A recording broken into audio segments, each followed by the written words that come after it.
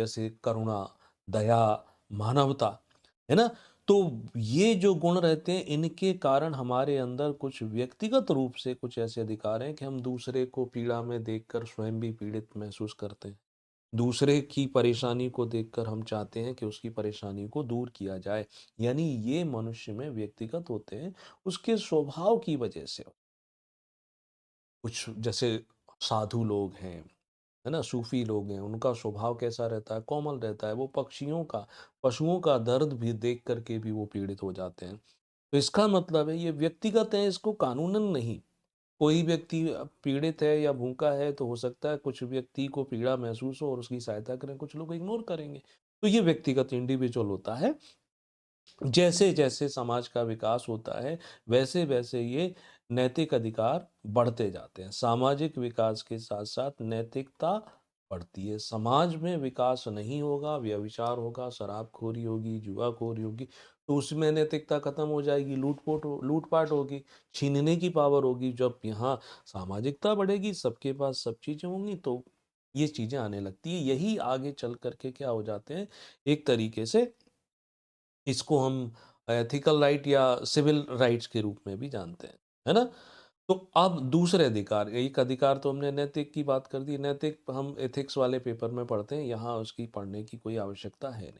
दूसरी तरफ अब हम वो अधिकार जो व्यक्ति को नागरिक होने के नाते प्रदान किए जाते हैं, किसी भी देश में वो सिटीज़न है, तो उसको जो अधिकार मिलते हैं, तो उनको हम यहाँ पर क्या बोलते हैं, नागरिक अधिकार।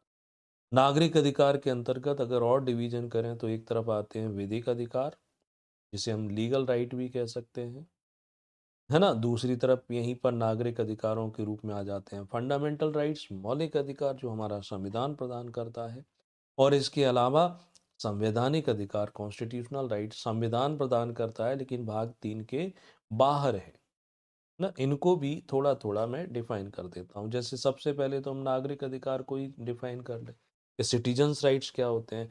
तो वे अधिकार जिनका उपयोग कोई नागरिक करे, विदेशी नहीं करेगा, कोई नागरिक उपयोग करता हो तो।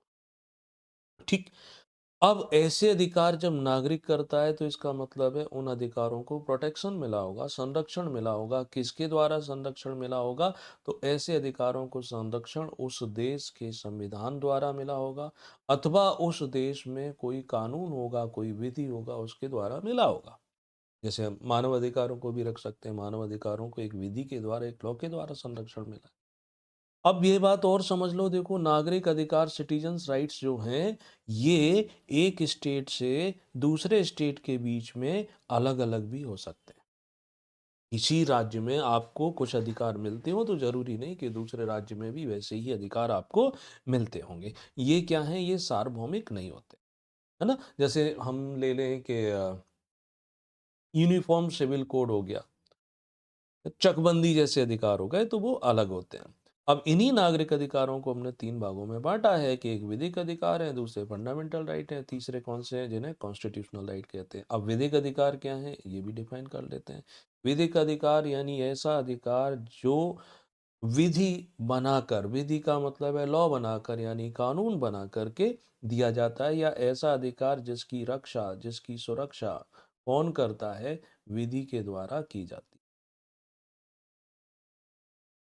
विधि के द्वारा की जाती है। उदाहरण से और ज़्यादा स्पष्ट हो जाएगा। जैसे एग्ज़ाम्पल अगर इसका हम सेट करें तो एग्ज़ाम्पल के रूप में हम मनरेगा ले सकते हैं। Mahatma Gandhi National Rural Employment Guarantee Scheme. कानून बनाया गया। अब इस कानून के तहत गरीब व्यक्ति को 100 दिन के रोज़गार की गारंटी मिलती है। अगर ऐसा नहीं होगा तो उसके खिलाफ कार्रवाई होगी ना, है ना? ऐसे ही राइट टू इन्फॉर्मेशन, सूचना का अधिकार, संसद ने कानून बना करके ये नागरिकों को अधिकार दिया है कि वह उस सूचना को प्राप्त कर सकता है जो गोपनीय नहीं है। तो इन ऐसा नहीं करने पर इनकी सुरक्षा कौन करता है? यही कानून करता है। तो इसको क्या बोलेंगे? विधिक अधिकार हो गया, जो कि नागरिक अधिकारों का ही पार्ट है। देश के नागरिक होने के नाते हमें ये मिला हुआ है।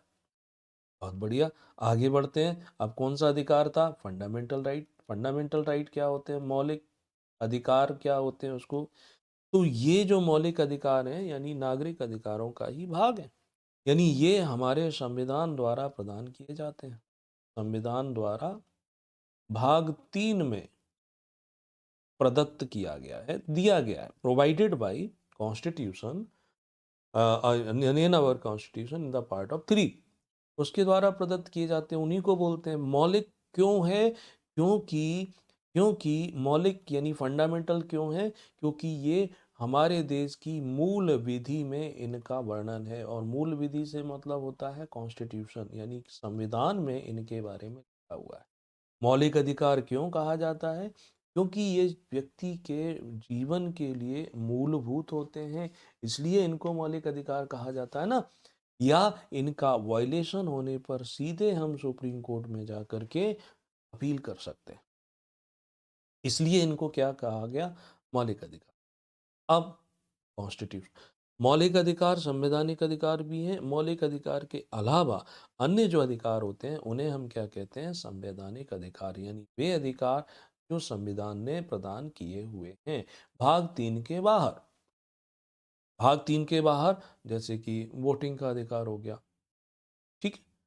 वो सब बातें यहाँ आ जाती हैं। तो एक जनरल मैंने आपको आइडिया दे दिया मौलिक अधिकारों से संबंधित अधिकार क्यों होते हैं। अधिकारों की आवश्यकता इसलिए पड़ती है कि जैसे-जैसे ह्यूमन डेवलपमेंट हुआ, समाज का विकास हुआ, मनुष्य का विकास हुआ, सामाजिक, आर्थिक, राजनीतिक जो समूह बन जाते हैं, व्यक्ति अपने-अपने लक्ष्यों की प्राप्ति के लिए उन समूह में संघर्ष होता है। संघर्ष को समाधान क्या है? तो संघर्ष को सीमित करें। सीमित कैसे करेंगे? तो विधान के द्वारा, कानून के द्वारा। तो इसलिए यहाँ पर अधिकारों की बात आती है। एक नैतिक अधिकार होते हैं जो व्यक्ति को व्यक्तिगत रूप से मिलते हैं, समाज के स्वभाव की वजह से मिलते हैं। जैसे कुछ समाजों में लिकर, अल्कोहल पीना सामाजिक रूप से मान्यता प्राप्त है, कुछ में यहाँ पर ये टैबू माना जाता है, यानी अच्छा नहीं माना जाता है।